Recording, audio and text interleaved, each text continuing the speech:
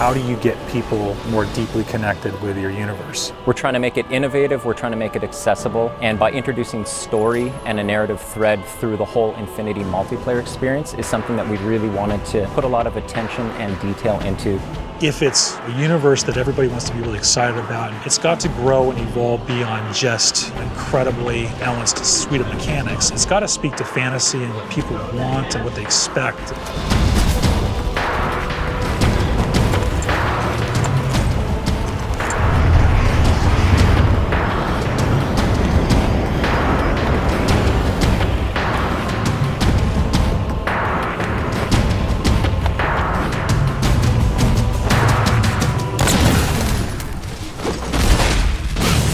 Something we really wanted to do with Halo 4 was to bring a new perspective to Halo multiplayer. Flight assassination! The high-level philosophy for multiplayer was that we wanted to unify the competitive and cooperative experiences under this one big narrative banner that we call Infinity. The Infinity is a UNSC ship that is home to the Spartan 4 program. Really try to contextualize multiplayer in such a way in which it doesn't feel like abstracted game mode off to the side. It feels very much part of the same universe. We knew we wanted to expand the audience as far as we could, but still satisfy the core as much as possible. We had to break everything down to line-by-line evaluation of our current scripts and redefine that core loop to not make it like Halo 2 or like Halo 3 or something in the middle, but make it Halo 4. Halo starts with a philosophy that we've upheld, which is that your gameplay mechanics are consistent across every mode, so they don't change. We want to give players the power to choose which weapons they take in. People have their own personal favorites. It's a growth system in that you're unlocking customizations for your character, you're unlocking new weapons and abilities, but that's also helping to train you how to use those over time.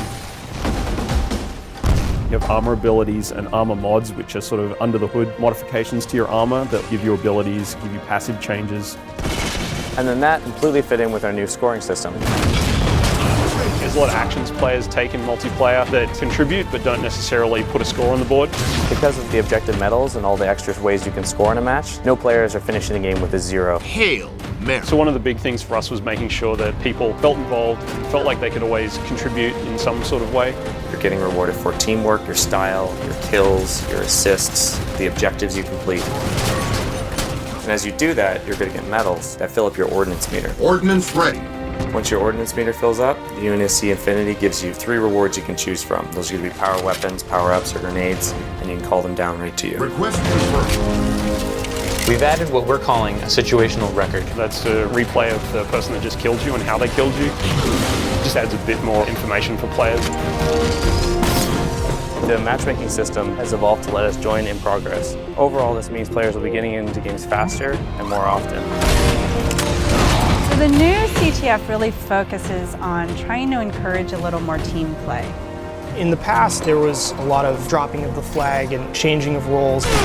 Now when you pick up the flag, Carrying flag. You're 100% committed, and at that point, your role is now to deliver that flag. your HUD will change to tell you exactly where the deliver point is. Flag capture. Everybody can see exactly what it is that they're supposed to do. If you don't have that flag, then you'll still get points for helping your flag carrier, driving him around, assisting him, saving his life, returning your own flag, defending your flag against the enemies. It's a much more intense experience for all of the players. Enemy team scored.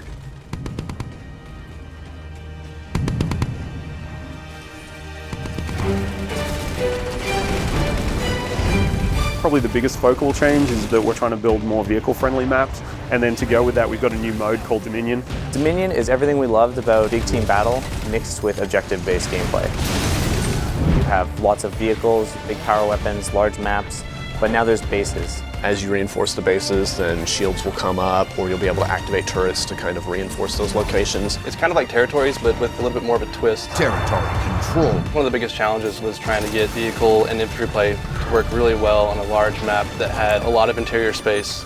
In Longbow, for example, all the bases in Dominion are fully thought out features in the map, and that really lets you get that break-in and defend gameplay. The idea was to try and make sure that the team started here or here. The paths that they could take in between involved great pinch points, places where the vehicles would automatically run into each other and jump over each other.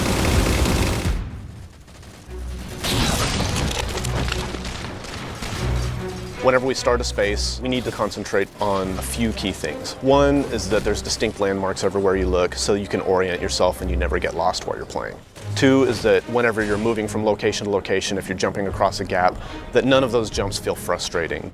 So for instance, floods are a replacement for infection, and players have higher jump height. Infected. We needed to make sure that we could make a map that you're always going to hit your target, you're always going to be able to move around smoothly. Blood is a spiritual successor to infection. We knew how popular this mode was, we knew it had a lot to live up to, so we didn't want it to just be a Slayer variant anymore. The ground up, it's a new script, it's its own mode now. And now when you're Flood, you get this new character model, you get a big claw, which you can completely slice the survivors in half with. If you look at the model, there's a set of fingers gripping the top of it. The idea being it's kind of been an explosive growth. As soon as they get infected, it just kind of pops out of them. There's like little teeth inside now. In addition to all of the new elements that we're adding to Halo 4 multiplayer, we're bringing back and improving a bunch of old favorites. We're bringing back King of the Hill and Oddball. With Oddball, we also want to incorporate all the elements of our new scoring system. We're looking for ways to make it a team-based experience like never before. Instead of just running away and hiding, now players get points for passing, catching, intercepting the ball. It completely changed the landscape.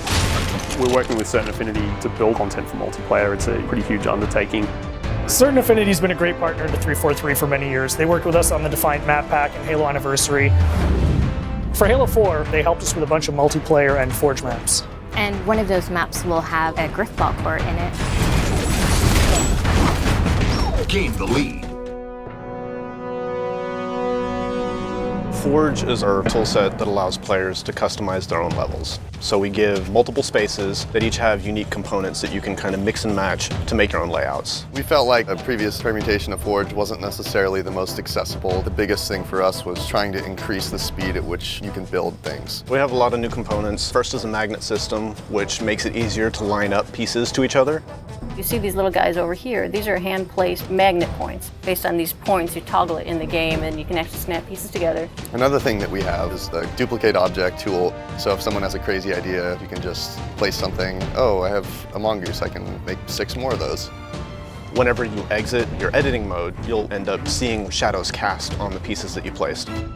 I can place a block sort of anywhere I want, and they'll just sit there. There'll be no shadow on the ground. It'll look kind of like it's floating, even though it's actually quite close to the ground. But then if I turn the lighting on, boom, you instantly get a shadow there. There's going to be things out there where we just end up scratching our heads being like, how did someone do that?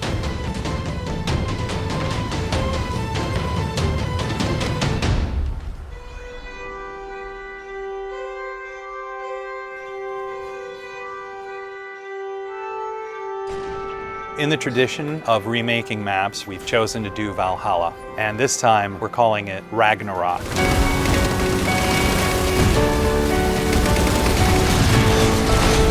It is almost identical to the original layout of Valhalla. We fine-tuned things for jetpack and things like that. But the biggest change to this map is the addition of the Mantis. Mantis is probably the biggest new sandbox toy we have this time around. When you walk up to it, you'll see it sitting on the floor, and so you hop in this hatch in the back. On its right hand, it's got an enormous UNSC chain gun, and then on the left side, it's got a 5-canister rocket pod. You can use both weapons at the same time, and the rocket pod itself, you can charge up and actually fire all 5 rockets at once.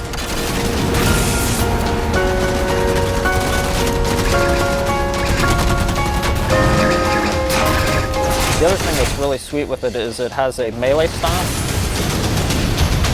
This is probably the most powerful vehicle in a Halo game since like the Scorpion or Banshee. We knew from the start that if we're going to put this in campaign, we have to bring in multiplayer. What better toy do I want to use the battlefield than the mech? When you look at Halo's audience, you've got a group of players that really gravitates towards campaign, and then another group of players that really gravitates towards multiplayer.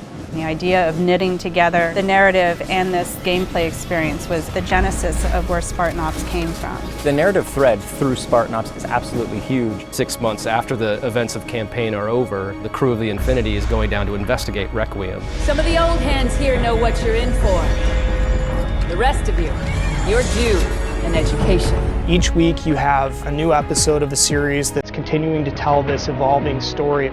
And then you have these 5 missions that tie directly to that episode. And actually, in some cases, you have a direct impact on what's happening in the next week's episode.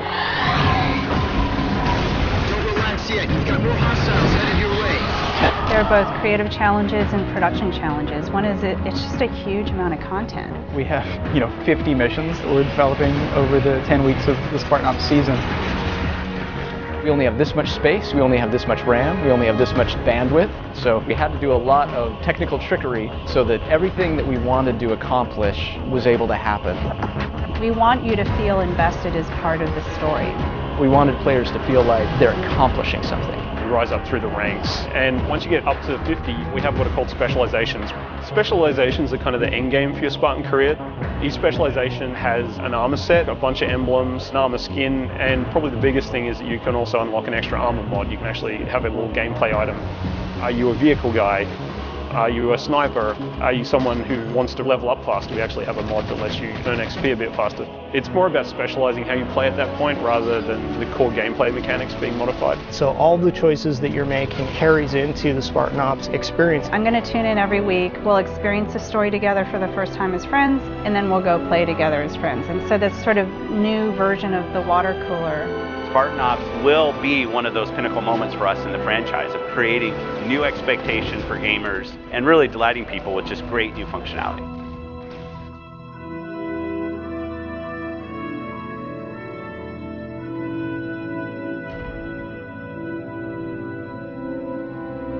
We're seeing just kind of the tip of the spear. Going where we want to go in the next steps is only made possible by building absolute confidence.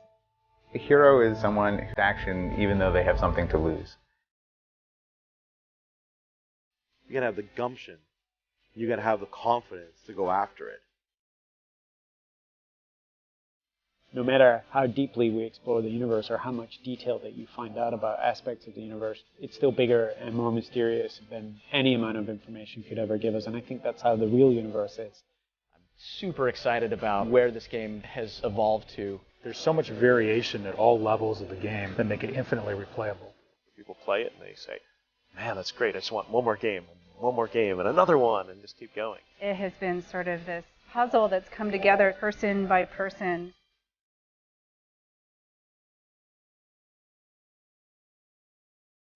To me, that's the fun thing, is seeing people play it, enjoy it, and have fun. And it just started with that single spark, that single sentence from one designer to another.